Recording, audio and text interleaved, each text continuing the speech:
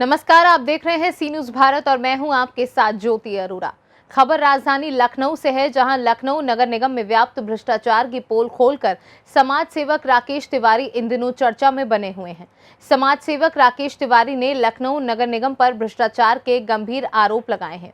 उन्होंने शहर की स्वच्छता, नालों एवं सीवर की साफ सफाई के साथ कूड़ा प्रबंधन पर सवाल उठाया है।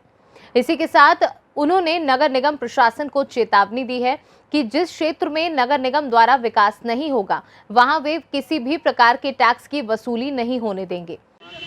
जी, मैं सुरेश कुमार कश्यप। मैं हैडिल के अमोसी स्टेशन गांव है, वहाँ के पीछे में एक साइंस सुरक्षा नगर है। मैं साइंस सुरक्षा नगर में यहाँ से सीएमएस कॉलेज से मैं 20 किलोमीटर दूर हूँ।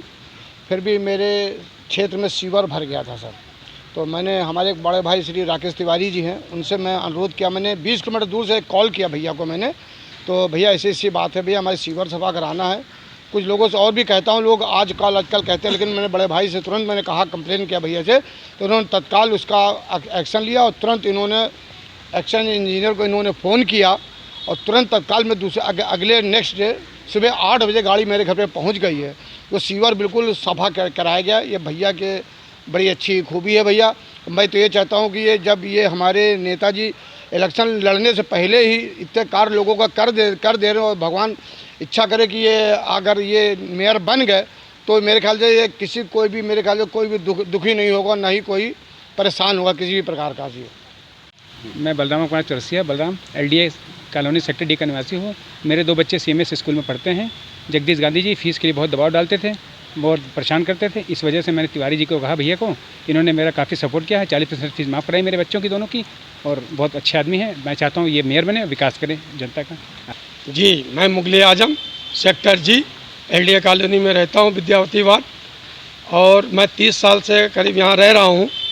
और जब से नगर निगम यहाँ पे लागू हुई, तब से आज तक मस्जिद का पीछे का हिस्सा जो सीवर जाम पड़ा हुआ है, हमारे नगर परिषद, हमारे बड़े भाई लोग जो भी हैं बने, और उन्होंने दावा भी किया कि मैं इसको पूरा बजट भेज रहा हूँ शासन में और ये काम होगा, परंतु आज तक नहीं हुआ। मैं तो ये नहीं सोच पा रहा हूँ कि दुनिया के काम हो रहे इधर उधर, सेक्टर जी डबल स्टोरी मस्जिद के पीछे का हिस्से का काम क्यों नहीं हो रहा। जैसे हमारे कौशलेंद्र भाई, बड़े भाई नगर परिषद जी हैं इस वक्त, उन्होंने भी हमसे कहा कि अगर इस सरकार में नहीं हुआ तो कभी नहीं होगा। तो क्या मैं कहाँ जाऊँ, कौन सी दरवाजे कुंडी खटखटाऊँ। मगर हमारे बीच हमारे राकेश तिवारी जी छोटे भाई हैं हमारे, क्योंकि मुँह बोले, और कोरोना काल क्या उससे पहले से पीरियड से हम एक दूसरे से जुड़े हुए हैं। और जो भी समस्या हैं सेक्टर जी की, जहाँ किसी प्रकार का जो काम होता है, राकेश तिवारी जी वहाँ पहुँचते हैं। मैं भी जाता हूँ उनको, क्योंकि मेरे छोटे भाई हैं। तो हम लोग जो हो पाता है शासन से, यहाँ से डिवीज़न से, उस काम को करवाते हैं। मगर जो लोग बैठे हैं अपनी सीट पे, जिम्मेदारी समझते हैं अपने आप को, वो कोई काम नहीं कर रहे हैं। इस तरह कोई विकास नहीं हुआ। सेक्टर जी, मस्जिद, पार्क का कोई विकास नहीं हुआ। राकेश तिवारी ने ई रिक्शा चालकों के मुद्दों को भी उठाया है। उन्होंने ई रिक्शा चालकों के रूट निर्धारण एवं जगह जगह स्टैंड की कवायद शुरू कर दी है। राकेश तिवारी की माने तो व्याप्त भ्रष्टाचार के चलते शहरवासियों को अनगिनत समस्याओं का सामना करना पड़ रहा है, जिसको देखते हुए उन्होंने आने वाले समय में मेयर का चुनाव लड़ने का मन भी बना लिया है। लखनऊ की जन समस्याएं, पटरी दुकानदारों को अस्थायी गुमटी, ई रिक्शा चालकों का रूट निर्धारण एवं स्टैंड, जहां जहां विकास नहीं हुआ वहां वहां टैक्स नहीं, नगर निगम की संपत्तियों का निस्तारण, नगर निगम के विद्यालयों का जीर्णोद्वार, सीवर नालों की साफ सफाई सहित अनगिनत मुद्दों एवं जन समस्याओं को लेकर राकेश तिवारी इन दिनों जनता के बीच में हैं और इन सभी मुद्दों को लेकर लखनऊ नगर निगम की पोल खोल रहे हैं। समाज सेवी राकेश तिवारी विगत कई वर्षों से स्कूल माफियाओं के खिलाफ मुहिम भी चला रहे हैं। इसी क्रम में हमारे संवाददाता उमेश विश्वकर्मा ने समाज सेवी राकेश तिवारी से खास बात की, तो आइए देखते हैं तिवारी जी ने क्या कुछ कहा। नमस्कार, मैं हूं उमेश विश्वकर्मा। आप देख रहे हैं सी न्यूज़ भारत।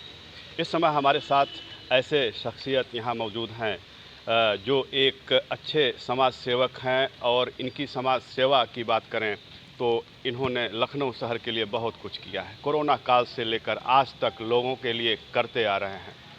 कोरोना काल के दौरान जब लॉकडाउन का दौर चल रहा था तो उस समय स्कूलों की हालत काफ़ी दयनीय हो गई थी और विद्यार्थियों का पठन पाठन काफ़ी प्रभावित हो रहा था।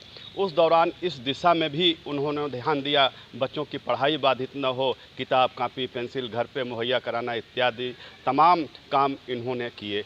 इसके बाद जब स्कूल खुला तो कहीं न कहीं स्कूल माफियाओं का एक दौर चला, जहां अभिभावकों से वसूली चालू हो गई और इस कालचक्र के दौरान जो लोग पीड़ित थे, कोरोना संक्रमण से भयभीत थे और स्कूल में बच्चों को भेजने से कतरा रहे थे, उन लोगों को इन्होंने जागरूक तो किया ही और साथ ही साथ उनकी फीस इत्यादि की जो समस्या आ रही थी, चूँकि लॉकडाउन के दौरान सबके कामकाज प्रभावित हो चुके थे, वहीं विद्यालय खुल जाने के बाद छुट्टी के दौरान के लॉकडाउन के दौरान के फीस की वसूली भी की जा रही थी, उसके लिए आपने आवाज़ उठाई। आप हैं राकेश तिवारी जी, इस समय हमारे साथ वार्ता करने के लिए मौजूद हैं। राकेश तिवारी जी, सी न्यूज़ पर आपका बहुत बहुत स्वागत है। धन्यवाद, आपका भी बहुत बहुत स्वागत है। आज आप इतने काफ़ी मुद्दे उठा दिए हैं और जो मुद्दे आपने उठाए हैं सब ज़मीन पर है और जो हमने काम किया, जो हमें समाज की क्या ज़रूरत है, जो हमारे मध्यम वर्ग के लोग हैं इनकी क्या ज़रूरत है, इनकी क्या आवश्यकताएं हैं, उस चीज़ को मैंने काफ़ी नज़दीक से देखा और नज़दीक से देखने के बाद ही जो मैंने अपना कदम उठाया और काफ़ी लोगों ने मेरा साथ भी दिया। लखनऊ के लोग बहुत अच्छे हैं, प्यारे हैं, हमारा साथ दिए। मैं उनके लिए हमेशा खड़ा था, खड़ा रहूँगा और अभी भी खड़ा हूँ। राकेश जी, अभी आपने कहा कि लोगों की समस्याओं को मैंने महसूस किया। वाकई हम नगरवासी भी, शहर के लोग भी महसूस करते हैं कि आपने उनके लिए उनकी हर समस्याओं में बढ़ चढ़कर आगे आए हैं और मदद के हाथ भी बढ़ाए हैं। किंतु अब एक बात चर्चा में है पूरे शहर में कि आप तो हैं समाज सेवक और राजनीति का कीड़ा कहाँ से पैदा हो गया?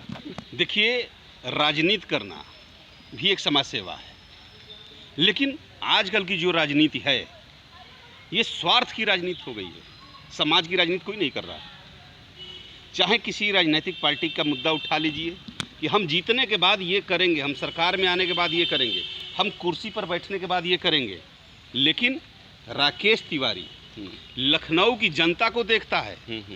राकेश तिवारी लखनऊ के जनता की समस्याओं को देखता है, उनके बीच में जाता है।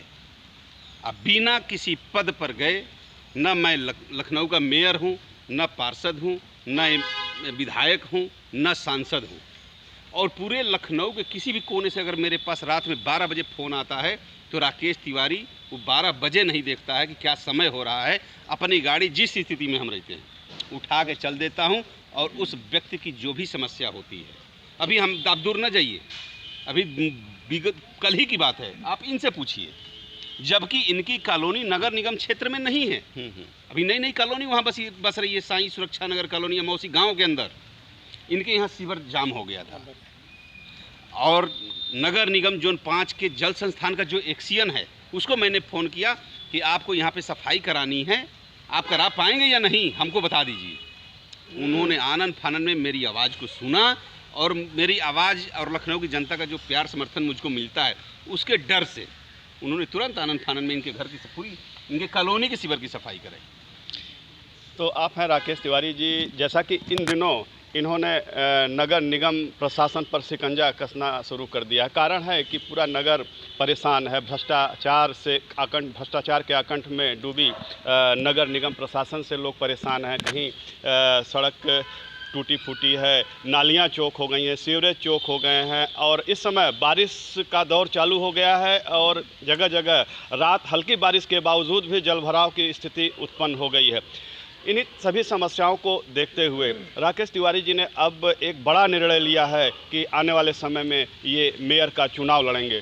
जी, क्या कहना चाहते हैं? मैं पहले तो चुनाव नहीं लड़ना चाहता था, जो मैं पहले अपने तमाम कार्यक्रमों में घोषणा भी किया था, लेकिन तमाम लखनऊ के जो प्यारी जनता है, भोली भाली जनता है, जो जिनकी पहुंच ऊपर तक नहीं हो पाती है, विधायकों तक, सांसदों तक, या किसी अधिकारी के पास जाते अधिकारी कह देता कि कल आइएगा, परसों आइएगा, अधिकारी उनको परेशान करता है, प्रताड़ित करता है।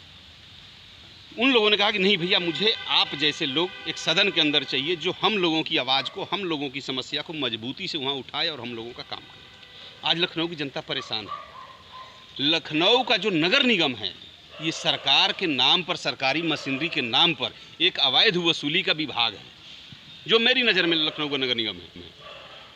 क्यों? आप एक चीज़ बताइए, आप पत्रकार हैं, ये लोग, इतने लोग यहाँ बैठे हैं, नगर निगम हमसे हाउस टैक्स मांगता है। किस बात का मांगता है? हाउस टैक्स हम क्यों देते हैं, किस लिए देते हैं? सीवर टैक्स क्यों देते हैं, किस लिए देते हैं? वाटर टैक्स देते हैं, किस लिए देते हैं? आप किसी भी गली में चले चलिए, जहाँ वीआईपी लोग हैं, जहाँ धनाढ़ लोग हैं, जहाँ उद्योगपति लोग हैं, उनकी कॉलोनियों में चाक चौबंद रहती है, सारी स्ट्रीट लाइटें जलती है, सब कुछ होता है, सारी विकास सब कुछ होता है, सड़क से लेकर नाली, खड़ंजा, रोड लाइट सब। और एक मध्यम वर्गीय कॉलोनी में चलिए, आप बगल में यहीं पे है सेक्टर जी, यहाँ पीछे है सेक्टर C1, आप यहाँ चलिए DS कॉलोनी है, ये आपके पीछे जहाँ खड़े हैं, यहाँ पे ये हिंद नगर वार्ड है।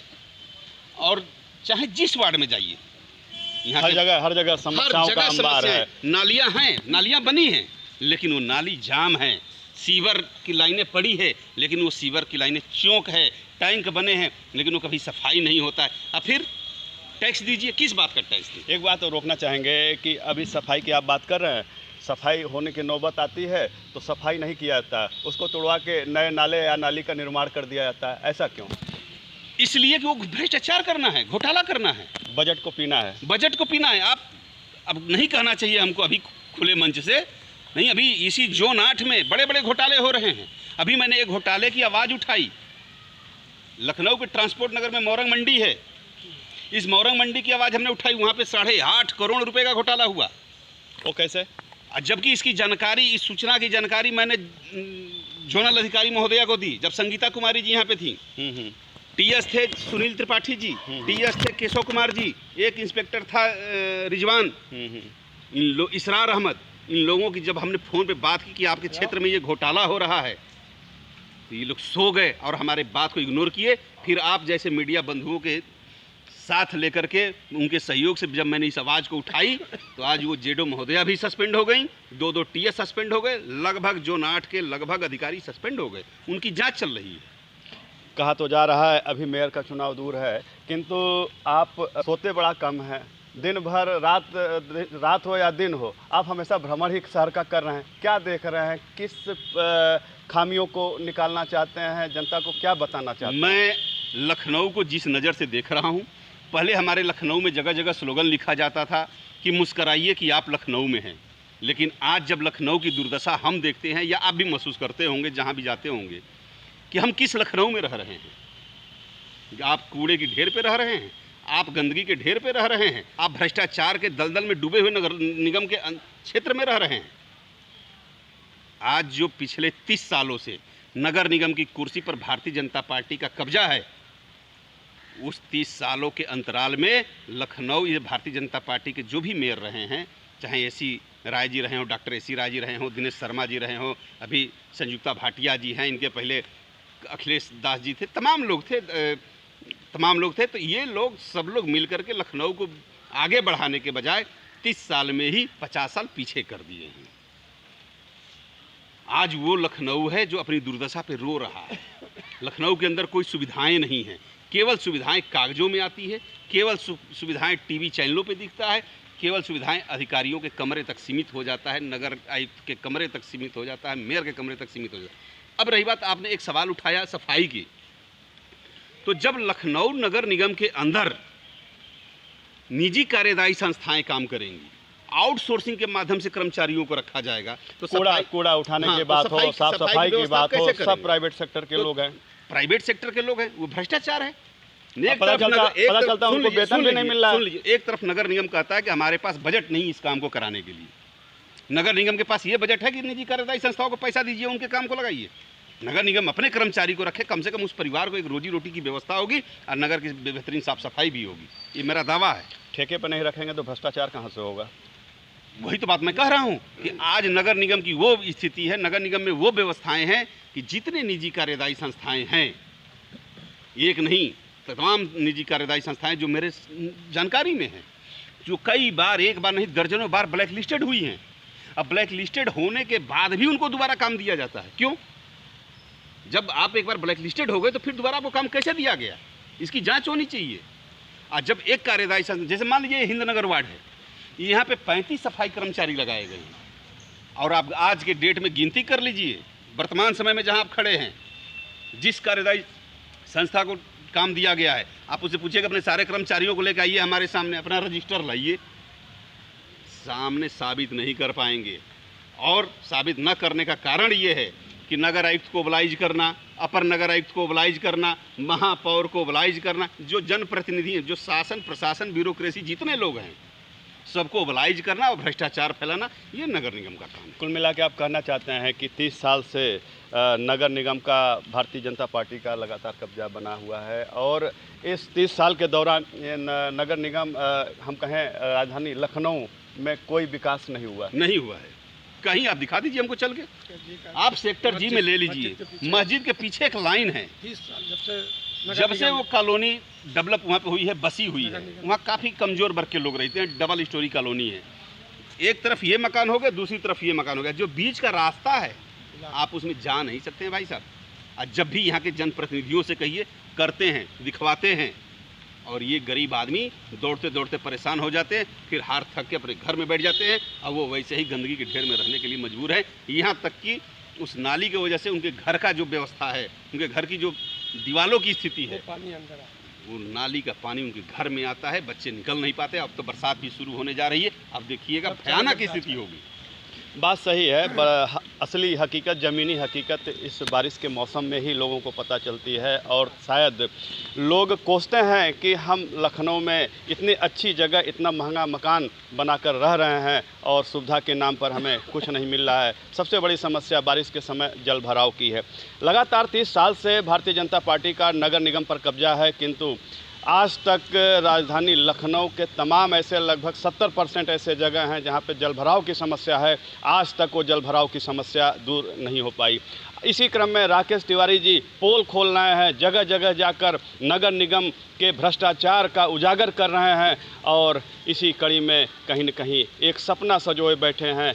आने वाले समय में मेयर का चुनाव लड़कर यदि इस कुर्सी पर हम बैठे तो शायद ये सारी खामियां, जिन खामियों से जनता बिलबिला रही है, परेशान है, उस समस्या को हम दूर करेंगे। एक सवाल और आपसे करना चाहते हैं, मैं चुनाव लड़ूंगा, अगर अभी तो फिलहाल महिला सीट है ये, परसिमन में अगर जनरल पुरुष हुई, क्योंकि मैं ब्राह्मण हूँ, अगर जनरल पुरुष सीट हुई तो मैं चुनाव जरूर लड़ूंगा।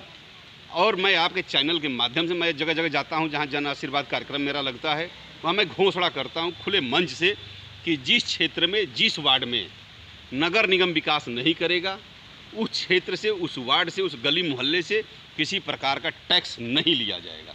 और उस टैक्स को भी मैं ऐसे नहीं छोड़ने वाला हूँ, क्योंकि मैं भी एक पत्रकार रहा हूँ, मुझे मालूम है कि कहाँ से क्या होगा। तो जो अधिकारी उस क्षेत्र का जिम्मेदार होगा, चाहे वो एक्सीएन हो, जोनल अधिकारी हो या सफाई का जो भी इंस्पेक्टर है, विभाग है, उस जिम्मेदार अधिकारियों से, अफसरों से उस टैक्स की भरपाई कराऊंगा या तो उनको सस्पेंड करूंगा, उनकी जगह पे दूसरी भर्ती करूंगा। सरकार भी तो भारतीय जनता पार्टी की है, सस्पेंड कहाँ से होंगे भाई? नगर महापौर के पास वो पावर है।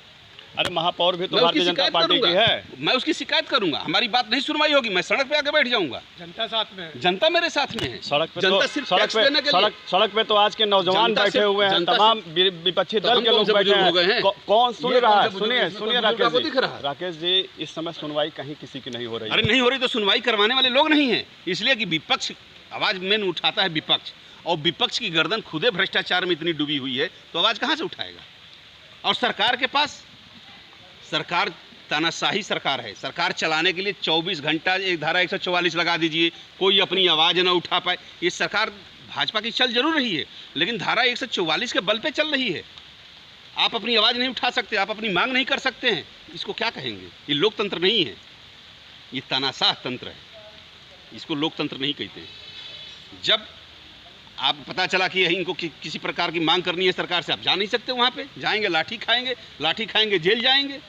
राकेश तिवारी पिछली बार लॉकडाउन में तमाम उत्तर प्रदेश के मध्यम वर्गीय अभिभावकों की आवाज़ को सुना और देखा, उनकी समस्याओं को।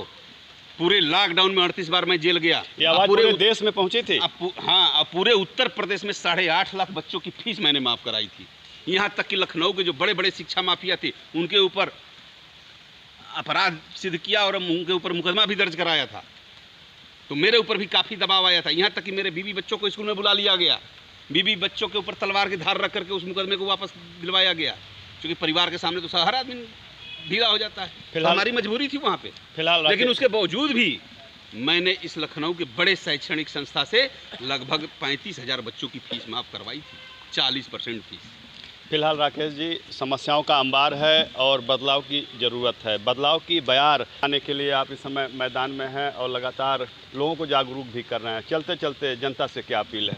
चलते चलते मेरी जनता से यही अपील है कि आने वाले नवंबर माह में जो नगर निकाय का चुनाव होना है, इसमें आप खुद सोच समझ करके अपने मत का प्रयोग करिए, क्योंकि वही एक आपके पास अधिकार बचा है और कोई अधिकार नहीं है। आपका परिवार का भी अपने परिवार के ऊपर आपका अधिकार नहीं बचा है। या तो कम से कम ये कहा एक अधिकार बचा है जिसका आप प्रयोग करिए सोच समझ करके, क्योंकि पिछले 30 सालों से तो आप देख ही रहे हैं कि लखनऊ की स्थिति क्या है। तो अब की बार जो आप मत करिएगा वो सोच समझ करके करिएगा, कौन आपके साथ खड़ा है, कौन आपका विकास कर सकता है, कौन आपकी समस्याओं में 24 घंटा खड़ा रह सकता है। तो आप हैं राकेश तिवारी जी, जो लगातार समाज के प्रति समर्पित हैं और अपनी सेवाएं दे रहे हैं। इसी क्रम में नगर निगम में व्याप्त भ्रष्टाचार को भी उजागर कर रहे हैं और जन समस्याओं को दूर करने का लगातार प्रयास कर रहे हैं और अब आने वाले समय में इस सीट पर खुद मेयर का चुनाव लड़ने की तैयारी कर रहे हैं। अब यह तो देखने वाली बात होगी, आने वाला समय बताएगा कि किस मुकाम पर राकेश तिवारी जी पहुंचते हैं, किंतु इनके किए गए कार्यों की यहां के नगरवासी भूर भूर प्रशंसा कर रहे हैं। सी न्यूज़ से उमेश विश्वकर्मा। फिलहाल इस खास खबर में बस इतना ही। देश और दुनिया की बाकी खबरों के लिए आप देखते रहिए सी न्यूज़ भारत।